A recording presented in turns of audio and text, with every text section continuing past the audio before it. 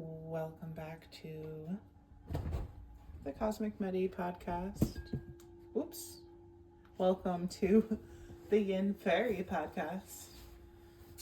I do have a few portals of operation. You're going to hear my dog. She's playing with her favorite little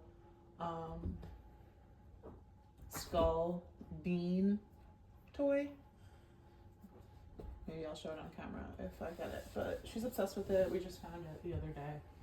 So she's in full thrive mode right now. I just did some heart opening yoga. I'll probably be sharing that video alongside this at some point.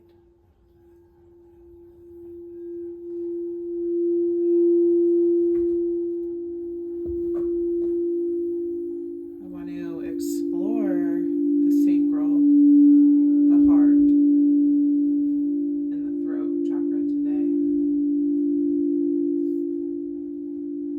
in one collection for you to enjoy so deeply. So, as we always do, we're going to backtrack to the root. The root is about being present in your body, coming home to your body. I am a body worker, a massage therapist, a licensed massage therapist. And my practice is all about people coming home to their body. That is why root work recommends massage therapy, because it helps you to make a connection to being present in your body. When you're present in your body and you're kind of taking responsibility for your physical body, right, with caring for it, which is very expensive, it's very time consuming.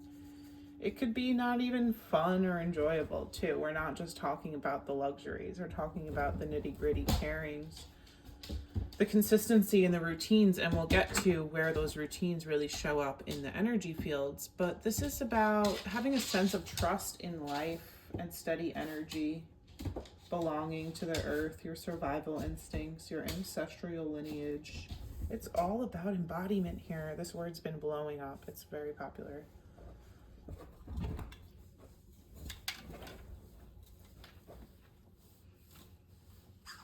Embodying your relationship as an earth being.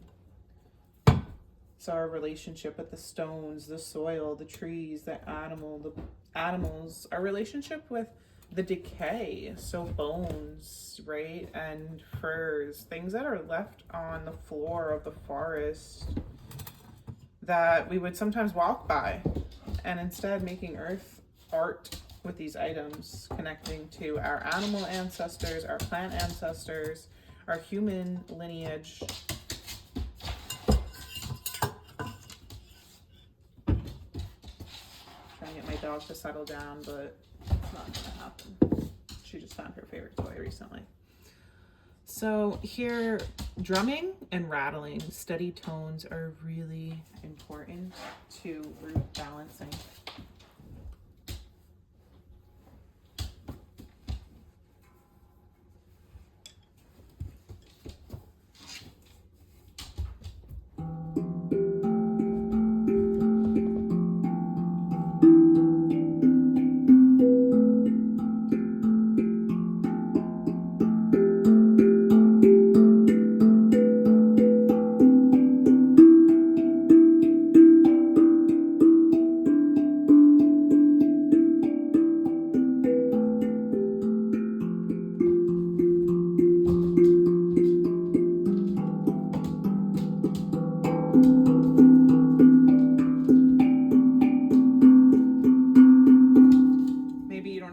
Maybe you have a baby rattle, maybe you have maracas, maybe you have something that you shake and it sounds like a steady rhythm of maracas. Maybe you have a rainmaker instrument. These help connect to the root and our relationship with earth. Steady tones, so crystal singing bowls. I host ceremonial gatherings of crystal singing bowls in New York and Connecticut. Check out my Instagram never-ending spirals. My Instagrams are private, but I will accept you. I'm just not on it much. So back to the root. We're walking barefoot. I don't want to hear it. We're also connecting to better footwear. Improper footwear is the root of so many diseases in the body. So many issues with the bones, the skeleton, the muscles. So many are exacerbated due to improper footwear. Check your shoes, get proper footwear. It's so important. Look into barefooting shoes. Brands like Vivo, Lems. I'm not endorsed by any brand. I'm just a human being trying to help. The root, we could have fun here, okay? It's about dancing, living in tune with nature, exercise, meditation, tending to the garden, plants, breath work, crystals, slow breath, syncing your breath with movements, rhythm. Apples, berries, tomatoes, red fruits and veggies, root vegetables, proteins. So if you eat meat, think of those bloody foods. Set control over your finances, your income, your material resources. When root energy is disrupted or rooted, you do not give yourself permission to be lazy, and being lazy is not bad. Rest is sacred. There's a feeling of fear around being lazy.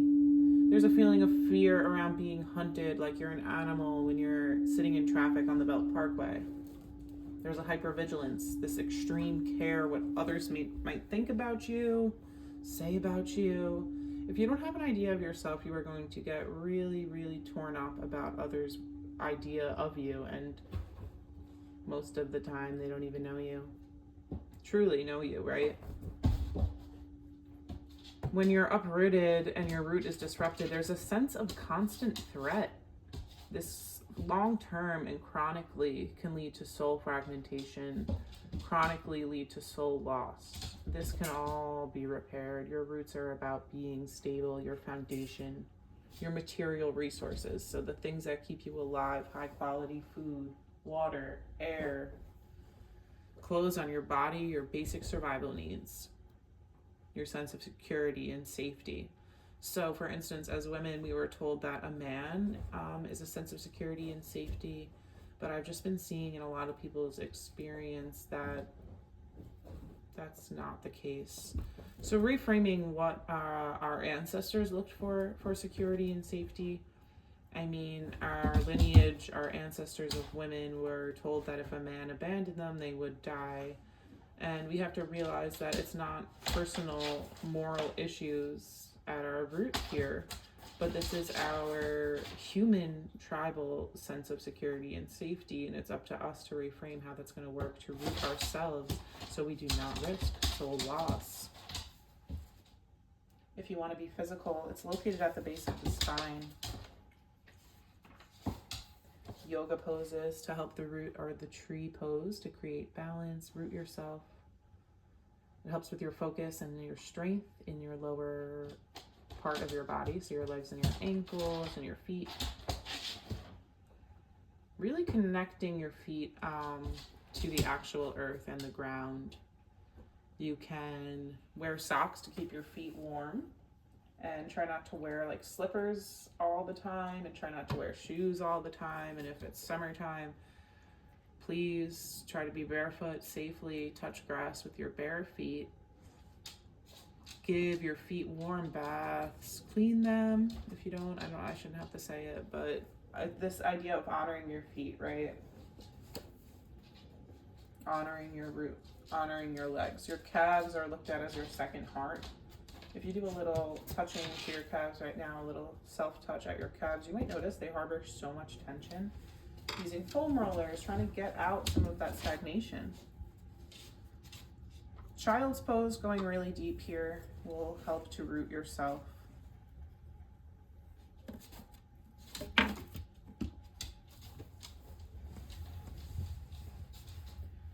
crystals and herbs are red jasper, garnet, black tourmaline, bloodstone, dandelion, sage, cayenne, paprika, ginger, clove. And the root chakra is connected to the earth element, which is connected to the sense of smell. In some traditions, the heart chakra is also connected to the earth element. And the ultimate scent here for the root center is sandalwood. The affirmations could be: I am grounded, I am safe, I am secure, I am stable, I am self-sufficient.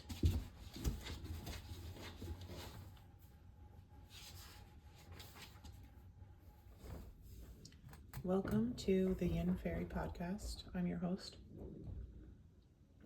Coco. I'm drinking some tea, herbal tea. It's a mixture of so many things.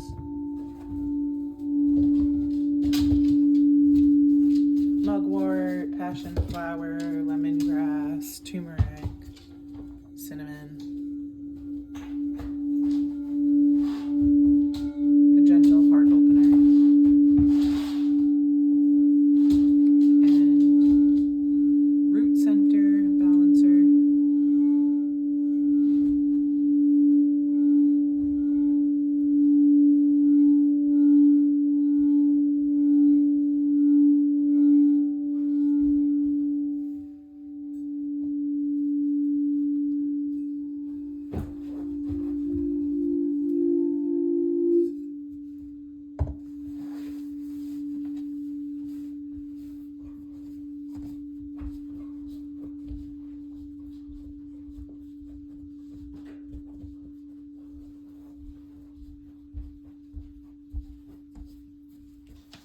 Here I will be sharing some heart-opening yoga techniques that you can follow along with. I'm just really trying to go deep. This is my morning flow, just to kind of access some of the lower energy centers and prepare my heart for some deep opening as I really go into some back bends that truly open up and prepare me for the day.